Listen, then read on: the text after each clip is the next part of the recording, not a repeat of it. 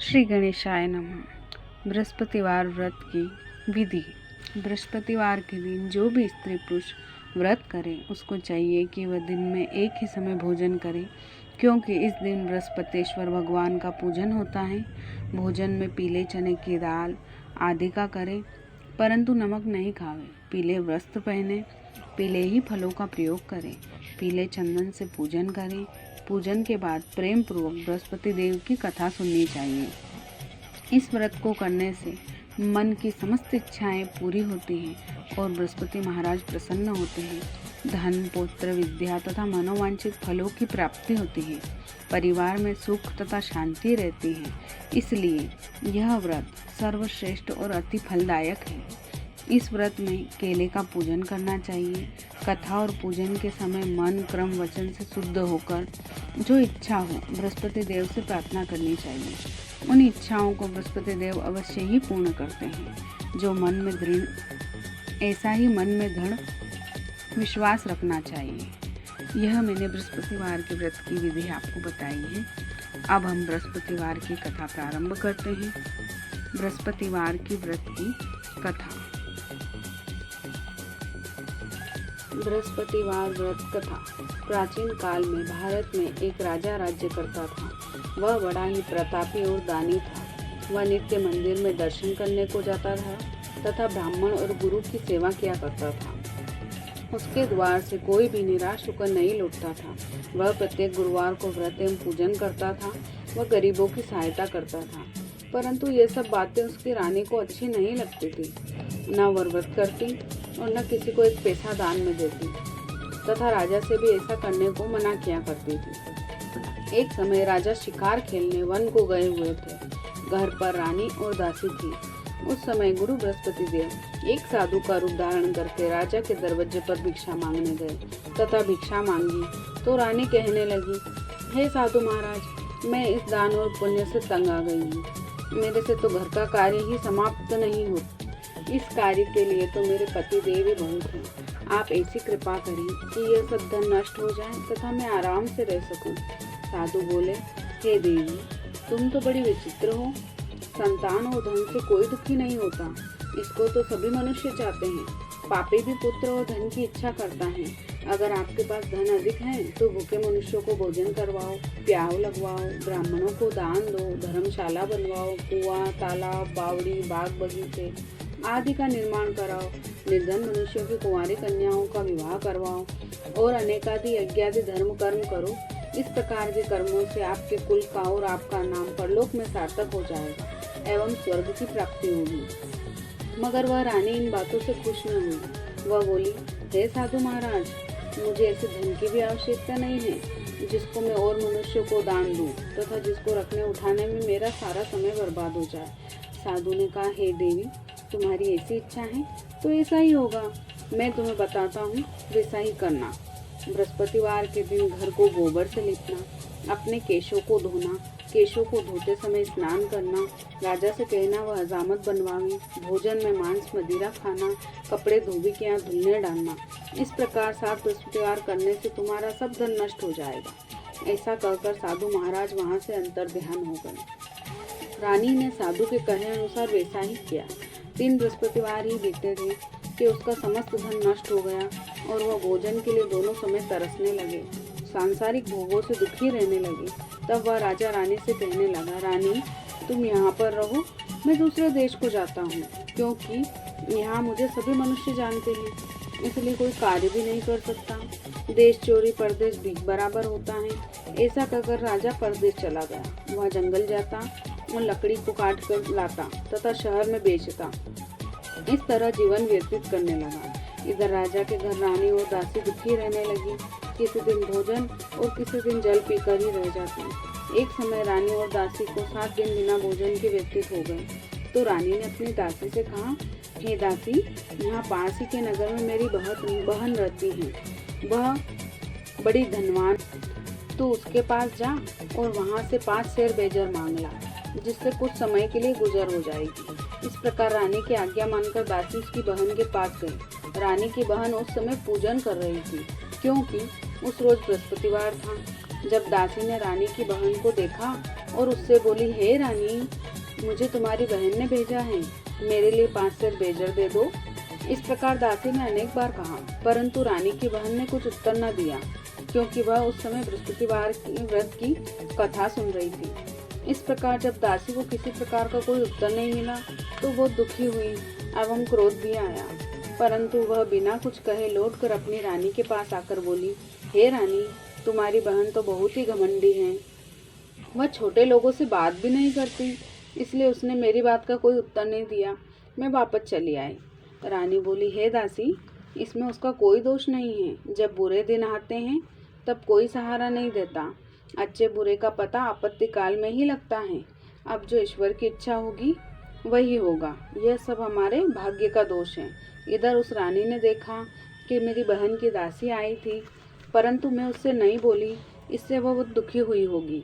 यह सोचकर कथा को सुन और विष्णु भगवान का पूजन समाप्त कर रानी बहन के घर गई और अपनी बहन से कहने लगी, हे बहन, मैं बृहस्पतिवार के व्रत की कथा सुन रही थी, तुम्हारी दासी गई, परंतु जब तक कथा होती है तब तक न उठते हैं न ही बोलते हैं, इसलिए मैं न बोली। कहो दासी, क्यों गई थी? रानी बोली, बहन, हमारे यहाँ अनाज नहीं था, वैसे तो तुमसे कोई बात छिपी नहीं है, इस कारण मैंने दासी को तुम्हारे पास 5 सेर बेजर लेने के लिए भेजा था। रानी बोली, बहन, बृहस्पति भगवान सभी मनोकामनाओं को पूर्ण करते हैं, देखो शायद तुम्हारे घर में ही अनाज रखा हो। इस प्रकार का वचन जब रानी ने सुना तो वह घर के अंदर गई और वहाँ उसे एक घड़ा बेजर का भरा हुआ मिल गया। तब वह रानी और दासी बहुत खुश हुई और दासी कहने लगी, हे रानी, देखो, वैसे जब हमको नहीं मिलता था तो हम रोज व्रत करते थे, अगर इनसे बृहस्पतिवार की विधि पूछ ली जाए तो हम भी उसे क्या करेंगे। तब उस रानी ने अपनी बहन से पूछा, हे बहन, बृहस्पतिवार के व्रत की कथा कैसे है तथा यह व्रत कैसे करना चाहिए। रानी की बहन ने कहा, बृहस्पतिवार के व्रत में चने की दाल मुनक्का से विष्णु भगवान का केले की जड़ में पूजन करें तथा दीपक जलावें, पीला भोजन करें तथा कहानी सुने, इससे बृहस्पति भगवान प्रसन्न होकर अन्न, पुत्र व धन देते हैं। इस प्रकार रानी और दासी ने निश्चय किया कि बृहस्पति भगवान का पूजन जरूर करेंगे। 7 दिन बाद जब बृहस्पतिवार आया तो उन्होंने व्रत रखा, गुड़साल में जाकर चना गुड़ मिल लाई तथा उसकी दाल से केले की जड़ का तथा विष्णु भगवान का पूजन किया।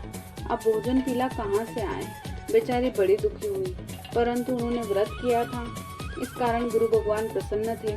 2 थालों में सुंदर पीला भोजन लेकर आए और दासी को देकर बोले, हे दासी, ये तुम्हारे और रानी के लिए भोजन है, तुम दोनों कर लेना। दासी भोजन पाकर बड़ी प्रसन्न हुई और रानी से बोली, चलो रानी जी, भोजन कर लो। रानी को इस विषय में कुछ भी पता नहीं था, इसलिए वह दासी से बोली, तू ही भोजन कर, क्योंकि तू हमारी व्यर्थ में हंसी उड़ाती है। दासी ने कहा, एक महात्मा हम दोनों को 2 थालियों में भोजन दे गया है, इसलिए हम और तुम दोनों साथ साथ भोजन करेंगे। इस प्रकार रानी और दासी दोनों ने गुरु भगवान को नमस्कार कर भोजन प्रारंभ किया तथा वह प्रत्येक बृहस्पतिवार को गुरु भगवान का व्रत एवं विष्णु भगवान का पूजन करने लगी।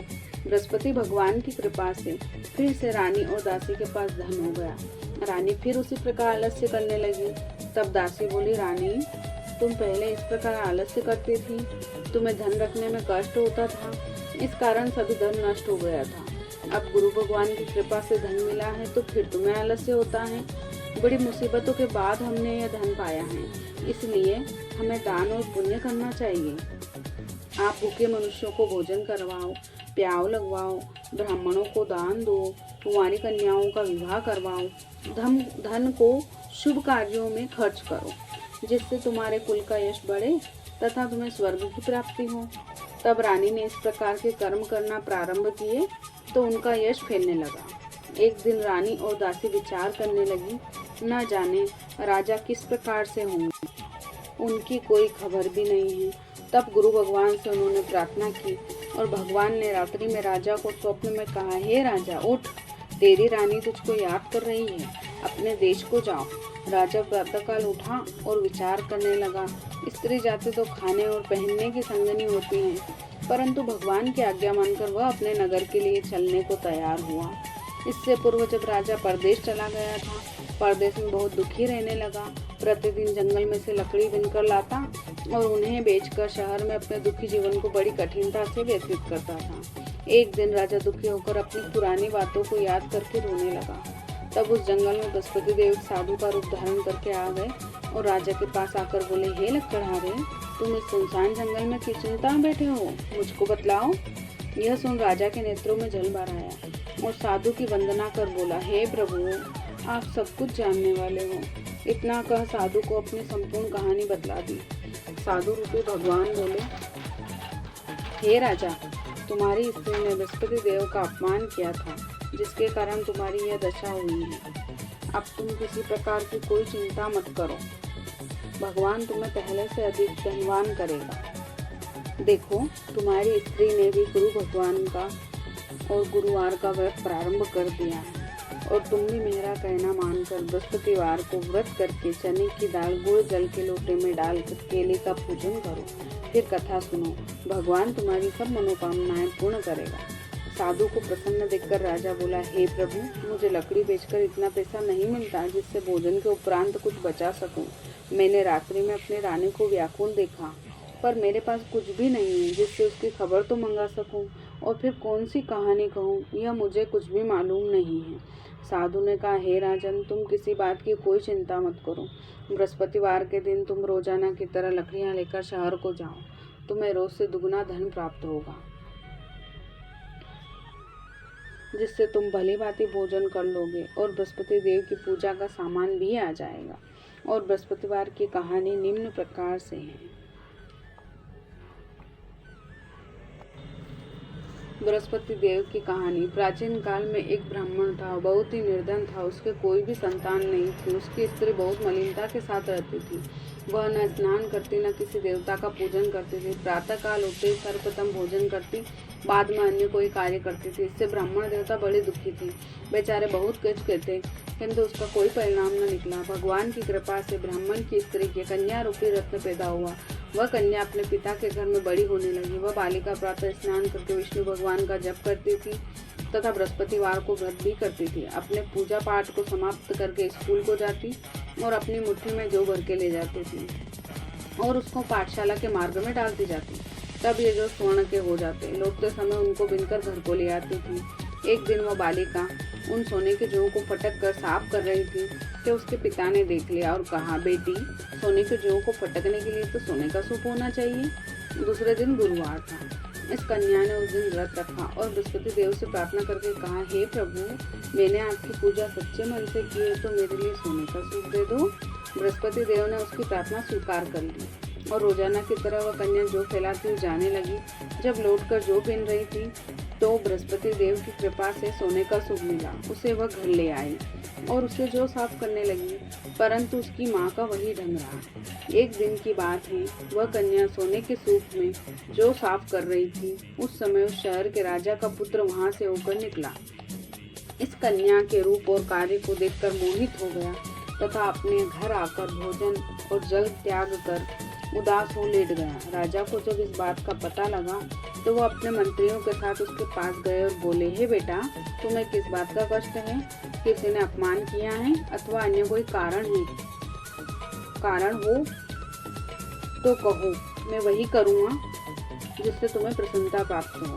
अपने पिता की राजकुमार ने बातें तो वह बोला, मुझे आपकी कृपा से किसी बात का कोई दुख नहीं है। किसी ने मेरा अपमान नहीं किया है, परंतु मैं उस लड़की के साथ विवाह करना चाहता हूँ जो सोने के सूप में जौ साफ कर रही थी। यह सुना राजा आश्चर्य में पड़ा और बोला, हे बेटा, इस तरह की कन्या का पता तुम ही लगाओ, मैं उसके साथ तुम्हारा विवाह अवश्य ही करवा दूंगा। राजकुमार ने उस लड़की के घर का पता बतलाया।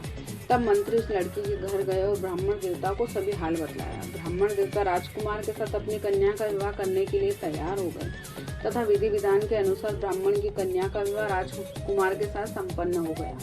कन्या के घर से जाते ही पहले के भांति ब्राह्मण देवता के घर में गरीबी का निवास हो गया। अब भोजन के लिए अन्न भी बड़ी मुश्किल से मिलता था। एक दिन दुखी होकर ब्राह्मण देवता अपनी पुत्री के पास गए। बेटी ने पिता की दुखी अवस्था को देखा और अपनी माँ का हाल पूछा। तब ब्राह्मण ने सभी हाल कहा। कन्या ने बहुत सा धन लेकर अपने पिता को विदा कर दिया। इस तरह ब्राह्मण का कुछ समय सुख व्यतीत हुआ और कुछ दिन बाद फिर वही हाल हो गया। ब्राह्मण फिर अपनी कन्या के यहाँ गया और सभी हाल कहा तो लड़की बोली, हे पिताजी, आप माताजी को यहाँ लेवा लाएं, मैं उन्हें विधि बता दूंगी जिससे गरीबी दूर हो जाएगी। वह ब्राह्मण देवता अपनी स्त्री को साथ लेकर पहुंचे तो पुत्री अपनी माँ को समझाने लगी, हे माँ, तुम प्रातःकाल उठकर सर्वप्रथम स्नान करके विष्णु भगवान का पूजन करो, सब दरिद्रता दूर हो जाएगी। परंतु उसकी माँ ने एक भी बात नहीं मानी और प्रातःकाल उठकर अपनी पुत्री के बच्चों का जुटन खा लिया। यह देखकर उसकी पुत्री को बहुत गुस्सा आया और रात को कोठरी में से सभी सामान निकालकर उसमें अपनी माँ को बंद कर दिया। प्रातःकाल उसमें से निकाला तथा स्नान आदि करा के पाठ करवाया तो उसकी माँ की बुद्धि ठीक हो गई। वह फिर प्रत्येक बृहस्पतिवार को व्रत रखने लगी। व्रत के प्रभाव से उसकी माँ भी बहुत ही धनवान और पुत्रवती हो गई और बृहस्पति जी के प्रभाव से स्वर्ग को प्राप्ति हुई तथा वह ब्राह्मण भी सुखपूर्वक इस लोक के सुख भोगकर स्वर्ग को प्राप्त हुए। इस तरह कहानी कहकर साधु देवता वहाँ से लोप हो गए। धीरे धीरे समय व्यतीत होने पर फिर वही बृहस्पतिवार का दिन आया।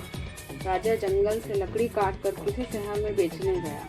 उसे उस दिन हर दिन से अधिक पैसा मिला। राजा ने चना गुड़ आदि लाकर बृहस्पतिवार का व्रत किया। उस दिन से उसके सभी दुख दूर हो गए, परंतु जब दोबारा बृहस्पतिवार का दिन आया तो वो व्रत करना भूल गया। इस कारण बृहस्पति भगवान नाराज हो गए। उस दिन उस नगर के राजा ने विशाल यज्ञ का आयोजन किया तथा शहर में यह घोषणा करा दी गई, कोई भी मनुष्य अपने घर भोजन न बनाए, न ही आग जलाए। समस्त प्रजा मेरे यहाँ भोजन करने आए। जो इस आज्ञा को नहीं मानेगा उसे फांसी की सजा दी जाएगी। इस तरह की घोषणा संपूर्ण नगर में करवा दी गई। राजा की आज्ञा अनुसार शहर के सभी लोग भोजन करने गए, लेकिन लक्कड़हारा कुछ देर से पहुंचा, इसलिए राजा उसको अपने साथ घर लिवा ले गए। जब वह उसे अपने घर पर भोजन करा रहे थे तो रानी की दृष्टि उस खूंटी पर पड़ी जिस पर उसका हार लटका हुआ था। वह वहाँ दिखाई नहीं दिया। रानी ने निश्चय किया कि मेरा हार जरूर इस मनुष्य ने चुराया है। उसी समय सैनिकों को बुलाकर उसको जेल खाने में डलवा दिया। जब राजा जेल खाने में पड़ गया और बहुत दुखी होकर विचार करने लगा, न जाने कौन से पूर्व जन्म के कर्म से मेरे लिए यह दुख प्राप्त हुआ है, वह उसी साधु को याद करने लगा जो जंगल में मिला था। उसी समय तत्काल बृहस्पति देव साधु के रूप में प्रकट हो गए और उसकी दशा देखकर कहने लगे, अरे मूर्ख, तूने बृहस्पति देव की कथा नहीं करी थी, इस कारण तुझे यह दुख प्राप्त हुआ है। अब चिंता मत कर, बृहस्पतिवार के दिन जेल खाने के दरवाजे पर 4 रुपए पड़े मिलेंगे, उनसे तू बृहस्पति देव की पूजा करना, तेरे सभी कष्ट दूर हो जाएंगे। बृहस्पतिवार के रोज उसे रुपए पड़े मिले। राजा ने कथा कही। उसी रात्रि को बृहस्पति देव ने उस नगर के राजा को स्वप्न में कहा, हे राजा, तुमने जिस आदमी को जेल खाने में बंद कर दिया है वह निर्दोष है, वह एक राजा है, उसे छोड़ देना। रानी का हार उसी खूंटी पर लटका हुआ है। अगर तू ऐसा नहीं करेगा तो मैं तेरे राज्य को नष्ट कर दूंगा।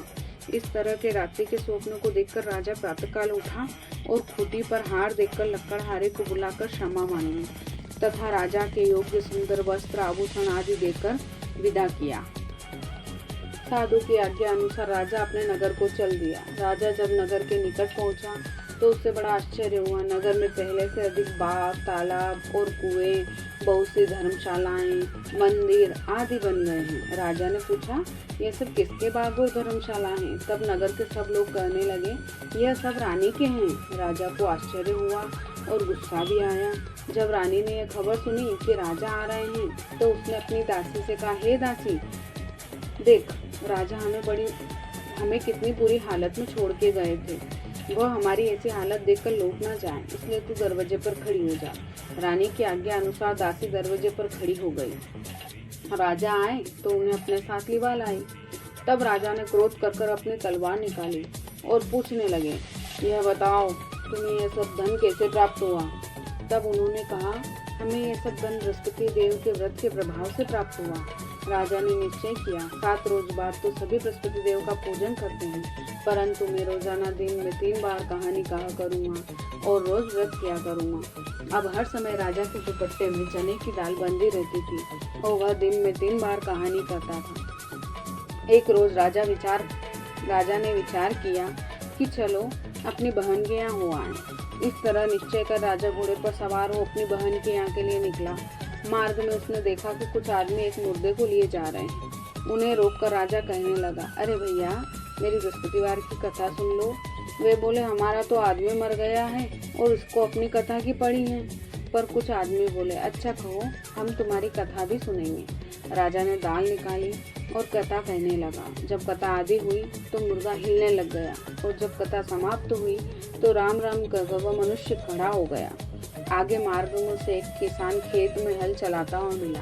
राजा ने उसे देखा और उससे कहा, भैया, मेरी बृहस्पतिवार की कथा सुन लो।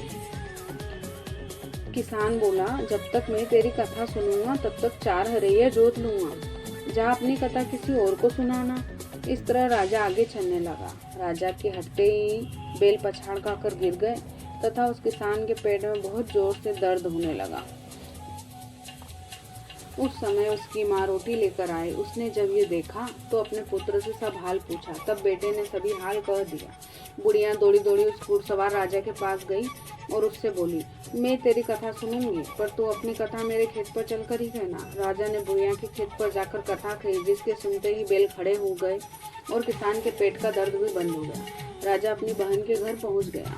बहन ने भाई की खूब मेहमानी की। दूसरे रोज प्रातःकाल राजा जगा तो देखने लगा सब लोग भोजन कर रहे हैं। राजा ने अपनी बहन से कहा, ऐसा कोई मनुष्य है जिसने भोजन नहीं किया हो? वह मेरी बृहस्पतिवार की कथा सुन ले। बहन बोली, हे भैया, यह देश तो ऐसा ही है। पहले लोग यहाँ भोजन करते हैं, बाद में अन्य कोई कार्य करते हैं। अगर कोई पड़ोस में हो तो मैं देख आऊँ। वह ऐसा कहकर चली गई, परंतु उसे ऐसा कोई व्यक्ति नहीं मिला जिसने भोजन नहीं किया हो। अतः वह एक कुम्हार के घर में, जिसका लड़का बीमार था। उसे मालूम हुआ उनके यहाँ 3 रोज से किसी ने भोजन नहीं किया है। रानी ने अपने भाई की कथा सुनने के लिए कुम्हार से कहा तो वह तैयार हो गया। राजा ने कुम्हार के घर जाकर बृहस्पतिवार की कथा कही, जिसको सुनकर उसका लड़का ठीक हो गया। अब तो राजा की प्रशंसा होने लगी थी। एक रोज राजा ने अपनी बहन से कहा, हे बहन, हम अपने घर को जाएंगे, तुम भी तैयार हो जाओ। राजा की बहन ने अपनी सास से पूछा तो सास बोली, हाँ चली जा, परंतु लड़कों को मत ले जाना, क्योंकि तेरे भाई के यहाँ कोई औलाद नहीं होती है। बहन ने अपने भैया से कहा, भैया, मैं तो चलूंगी, परंतु कोई बालक नहीं जाएगा। राजा बोला, जब कोई बालक नहीं चलेगा तब तुम ही चलकर क्या करोगी? बड़े दुखी मन से राजा अपने नगर को लौट आया। राजा ने अपनी राजनी से कहा, हम निर्वंशी राजा हैं, हमारा मुंह देखने का धर्म नहीं है, और इस उदासी के कारण उसने कुछ भोजन भी नहीं किया। रानी बोली, हे स्वामी, बृहस्पति देव हमें औलाद अवश्य ही देंगे। उसी रात्रि को बृहस्पति देव ने राजा से स्वप्न में कहा, हे राजा, उठ, सब सोच त्याग दे, तेरी रानी गर्भ से है। 90 महीने उसके गर्भ से एक सुंदर पुत्र पैदा होगा। तब राजा बोला, हे रानी, स्त्री बिना भोजन के रह सकती हैं, पर बिना बात कहे नहीं रह सकती। जब मेरी बहन आए तो तुम उससे कुछ मत कहना। रानी ने हाँ कह दिया। जब राजा की बहन ने शुभ समाचार सुना तो बहुत खुश हुई और बधाई लेकर अपने भाई के यहाँ आई। तभी रानी ने कहा, घोड़ा चढ़कर तो नहीं आई, गधा चढ़ी आई। राजा की बहन बोली, भाभी, मैं इस प्रकार न कहती तो तुम्हें संतान कैसे मिलती? बृहस्पति देव ऐसे ही हैं, जैसे जिसके मन में कामनाएं होती हैं वैसे सभी को पूर्ण करते हैं। जो सद्भावना पूर्वक कथा पढ़ता है एवं सुनता है और दूसरों को सुनाता है, बृहस्पति देव उसकी सभी मनोकामनाएं पूर्ण करते हैं तथा उनकी सदैव रक्षा करते हैं। संसार में जो मनुष्य सद्भावना से गुरु भगवान का पूजन व्रत सच्चे हृदय से करते हैं तो उनकी सभी मनोकामनाएं पूर्ण होती हैं। जैसे सच्ची भावना से रानी और राजा ने उनकी कथा का गुणगान किया तो उनकी सभी इच्छाएं बृहस्पति देव जी ने पूर्ण की।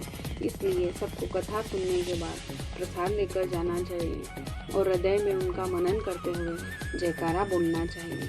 बोलो बृहस्पति देव की जय, बोलो विष्णु भगवान की जय। इति श्री बृहस्पतिवार व्रत कथा संपूर्ण।